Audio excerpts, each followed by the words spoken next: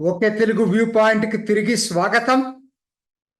మొన్న 3 రోజుల క్రితం కలకటాలో జరిగినటువంటి విద్యార్థుల నిరసన ప్రదర్శన, ఛాత్ర సమాజ్ ఆధ్వర్యంలో జరిగినటువంటి నిరసన ప్రదర్శన మమతా బెనర్జీ రాజీనామా చేయాలనేటువంటి ఏకైక డిమాండ్ తోటి జరిగింది. విశేషం ఏంటంటే ఆ ర్యాలీకి అందరి విద్యార్థుల కన్నా ముందు జాతీయ జెండా పట్టుకొని ఓ కాషాయ బట్టలు వేసుకున్న సాధువు నీటి ఫిరంగుల్ని ఎదురొడ్డి నిలబడ్డాడు. జెండాను ఊపుతూనే ఉన్నాడు, జాతీయ జెండాని. అసలు అది మనం వర్ణించడానికి కుదరదండి. చూడాలి, ఒక్కసారి మీరు చూడాలి. అటువంటిది ఆ వీడియో గనక దొరికితే ఎక్కడైనా చూడండి.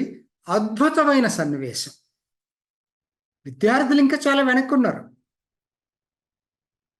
అది చూడంగానే నాకు అనిపించింది, ఎక్కడికో నాకు పాత ఈ చరిత్రలోకి వెళ్ళాలనిపించింది. ఇది కదా స్వామి వివేకానంద జన్మించినటువంటి నేల. ఇది కదా ఖుదీరాం బోసు ఆత్మార్పణ చేసినటువంటి నేల. ఇది కదా అరవింద ఘోష్ విప్లవాగ్ని రగిల్చినటువంటి నేల. ఇది కదా నేతాజీ సుభాష్ చంద్ర బోస్ నడియాడినటువంటి నేల. ఇది కదా సచ్చేంద్ర సన్యాల్ అడుగడుగున అలుపెరగని పోరాటం చేసినటువంటి నేల.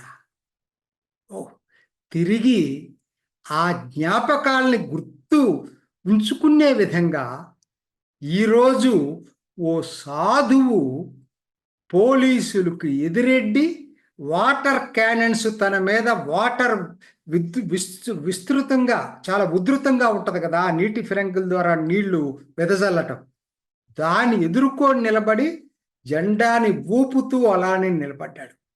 ఆయన కుర్రవాడు కాదు, నాకు తెలిసి 65-70 సంవత్సరాలు ఉంటాయి. నేను ఆ వీడియోలో నాకు అనిపించింది అది. కళ్ళజోడు పెట్టుకొని, కాషాయ బట్టలు వేసుకొని, తెల్లటి గడ్డం, పొడవాటి గడ్డం పెట్టుకొని పోలీసులకు ఎదురెట్టి నిలబడి, విద్యార్థులు ఎక్కడో ఉన్నారు, ఈయన ముందుండి అసలు ఆ సన్నివేశం చూడాలండి. ఎవరైనా, ఏం జరిగింది, ఎందుకు ఈయన వచ్చాడు రంగంలోకి, ఇది మన టాపిక్ ఇవాళ. ఈయన పేరట ఆయన ఇంటర్వ్యూలో చెప్పాడు. తర్వాత ఆయన పేరు బలరాం బోస్. ఇంకొక బోస్ వచ్చాడనమాట మనకి, బలరాం బోస్. ఆస్తులు ఆశ్చర్యపోతారు, కోట్లలో ఉండుంటాయి ఆయనకి.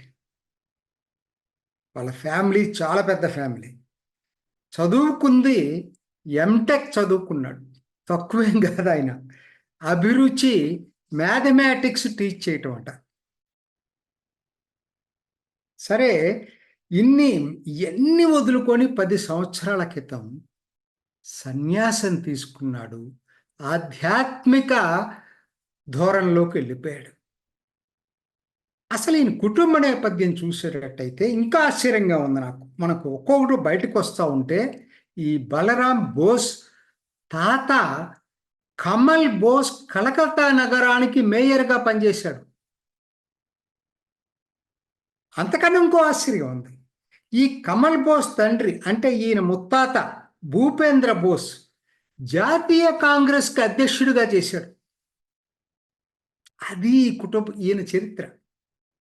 మరి 31 ఏళ్ల డాక్టర్కు జరిగినటువంటి అన్యాయానికి చెలించి విద్యార్థులు నిరసన ప్రదర్శన చేస్తుంటే ఈయన ముందొచ్చి నిలబడ్డాడు.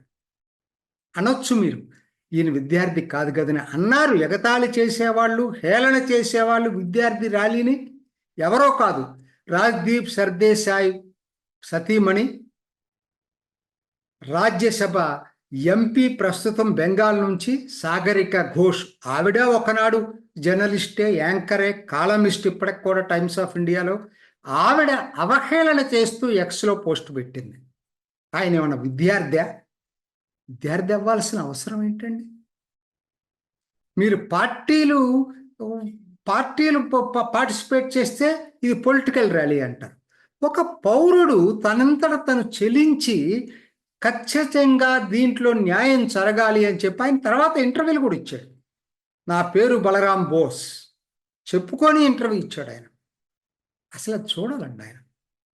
అసలు చూస్తుంటే ప్రజల్లో ఆ జాతీయ భావాలు పోలేదు, ప్రజల్లో స్పందన కొరవడలేదు. అందుకనే ఇవాళ బెంగాల్ మొత్తం ఉవ్వెత్తిన ఎగిసి పడతా ఉంది. ఈ సాగరిక ఘోష్లు ఆవిడ దాంట్లో ఉంది కాబట్టి టీఎంసీలో ఇవాళ రాజ్దీప్ సర్దేశాయ్ అంటాళ్ళు ఎంత ఇది చేసినా కూడా ఆందోళన వీళ్ళు డైవర్ట్ చేస్తే డైవర్ట్ కాదండి. ఇవాళ ప్రతి వీధిలో ప్రతి ఒక్కరిలో రాజకీయ పార్టీలు వాళ్ళు ఏదైనా అంతకుముందు కావచ్చు, కానీ ఈ సంఘటనలో మాత్రం మమతా బెనర్జీని తప్పు పట్టడంలో అందరూ ఒకటయ్యారండి. అక్కడ దాకా ఎందుకండి, నిన్న కాంగ్రెస్ వాళ్ళేమో టీవీల్లో చర్చల్లో మమతా బెనర్జీని సమర్థిస్తూ మాట్లాడుతున్నారు. కానీ నిన్న నడివీధుల్లో, కలకడ నడివీధుల్లో అధీర్ రంజన్ చౌదరి ఆయన క్యాడర్ను తీసుకొని వచ్చి మమతాకి నిరసనగా ప్రదర్శన తీశాడు. ఆవిడ చేస్తుంది తప్పని చెప్పాడు. కాంగ్రెస్లో నిజంగా మొనగాడు ఆయన. అసలు స్పందించిన వాళ్ళు ఎవరండి? కాబట్టి ఆ పద్ధతుల్లో సాధువు ప్రదర్శనకు వచ్చాడు కాబట్టి అవహేళన చేస్తారా? అసలు ఈవిడ ఎక్కడ? అసలు ఇవాళ మమతా బెనర్జీ అసలు ఆవిడ పార్టీ పెట్టిన తర్వాత 2011లో అధికారంకి వచ్చిన తర్వాత ఇంతగా ఇమేజ్ డౌన్ అయినటువంటి సంఘటన ఇంతవరకు నేను చూడలేదు. ఎందుకండి అసలు? అందరూ ఇప్పుడు ముక్త కంఠంతో అడుగుతున్నారు మమతా బెనర్జీ రాజీనామా చెయ్యాలి అని. ఎందుకు రాజీనామా చేయమంటున్నారు? సరదా కాదు కదా ప్రతి వాళ్ళకి.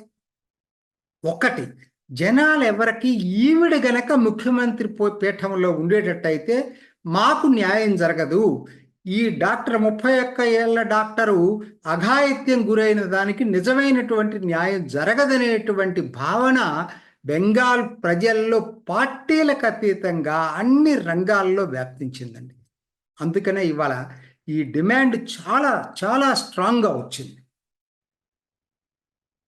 దీన్ని ఆవిడ ఎంత కౌంటర్ చేయాలని చెప్పి ప్రయత్నం చేసిన, ఏంటంటే ఆవిడ చేసేది ఏంటి? ఆవిడంతా ఆవిడ వచ్చి ప్రదర్శన చేస్తుంది ఏంటండి? ఎందుకు రాజీనామా చేయాలంటున్నారు? కవరప్ చేసింది ఎవరు? హాస్పిటల్ సిబ్బంది. అయితే హాస్పిటల్ సిబ్బంది నీ అధీనంలో ఉన్నారు కదా, నువ్వు హెల్త్ మినిస్టర్వి, మర్చిపోవద్దు. పోలీస్ సిబ్బంది అయితే నీ అధీనంలో ఉన్నారు కదా, నువ్వు హోమ్ మినిస్టర్వి. ఏదో ఓవరాల్ సూపర్విజన్ ముఖ్యమంత్రి కాదు, ముఖ్యమంత్రితో పాటు నువ్వే హోమ్ మినిస్టర్వి, నువ్వే హెల్త్ మినిస్టర్వి. అయినా అన్యాయం జరిగిందని చెప్పి రోడ్ల మీదకి వచ్చి నిరసన ప్రదర్శన చేసేది కూడా నువ్వే. అన్ని పాత్రలు నీయే. ప్రతిపక్షం, అపోజిషను, ప్రజలు అన్ని పాత్రలు నువ్వే పోషిస్తావా? అందుకనే జనానికి ఏకం వేసింది ఈసారి. నిజంగా ఏంటంటే ఎంత కవరప్ అండి. తల్లిదండ్రులకు ఫోన్ చేసి అసలు ముందు ఎక్కడికో తరలించారని చెప్తారు, తర్వాత ఆత్మహత్య అని చెప్తారు, తర్వాత వస్తే 3 గంటలు కూర్చోబెడతారు. ప్రిన్సిపాల్కి సస్పెండ్ చేయాల్సిన ప్రిన్సిపాల్ని పక్క ప్రిన్సిపాల్కి పక్క కాలేజీకి ట్రాన్స్ఫర్ చేస్తారు.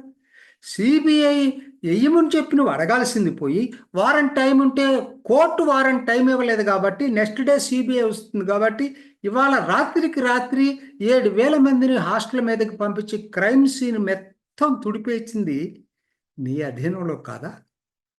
అందుకనే నీ మీద ఇవాళ జనానికి నమ్మకం పోయింది. అది వదిలిపెట్టు. నిన్న నీ వార్షికోత్సవం పేరుతోటి, ఛాత్ర వార్షికోత్సవం పేరుతోటి వచ్చి ఎంత దారుణంగా మాట్లాడావు. డాక్టర్లను బెదిరిస్తావా? మీకు విదేశాలకు వెళ్లకుండా చేస్తాను, ఇంకొక చోట జాబ్ రాకుండా చేస్తాం, జాయిన్ గండి, లేకపోతే ఎఫ్ఐఆర్ రిజిస్టర్ చేస్తే మీకు అసలు భవిష్యత్తు ఉండదు. ఇట్లా బెదిరించింది ఎవరండి?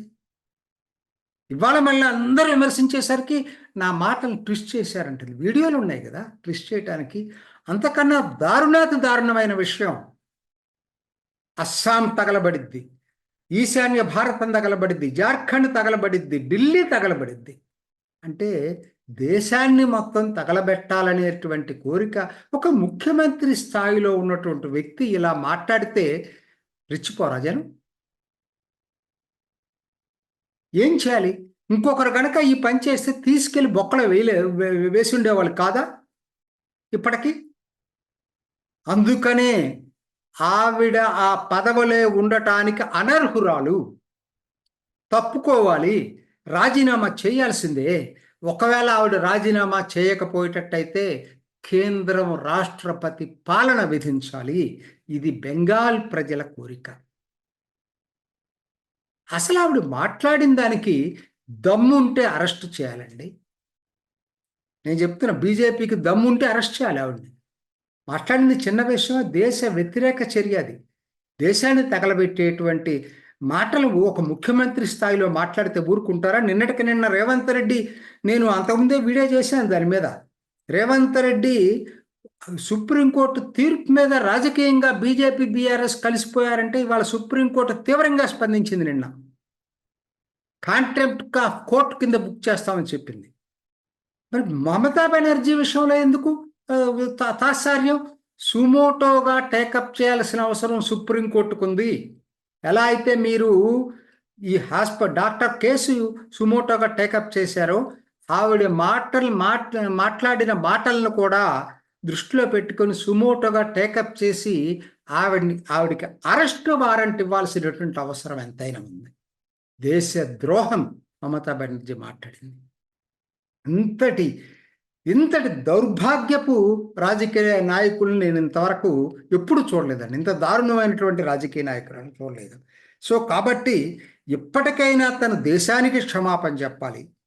తను చేసింది, చేస్తున్నది క్షమించరాని నేరం. ఇది ఈనాటి ఒకే తెలుగు వ్యూ పాయింట్. మరొక ఎపిసోడ్లో మళ్ళీ కలుసుకుందాం. నమస్తే. మీ అభిప్రాయాన్ని కూడా కామెంట్ బాక్స్లో తెలియజేస్తూ ఇలాంటి ఇంట్రెస్టింగ్ అప్డేట్స్ కోసం మా ఛానల్ని సబ్స్క్రైబ్ చేసుకోండి.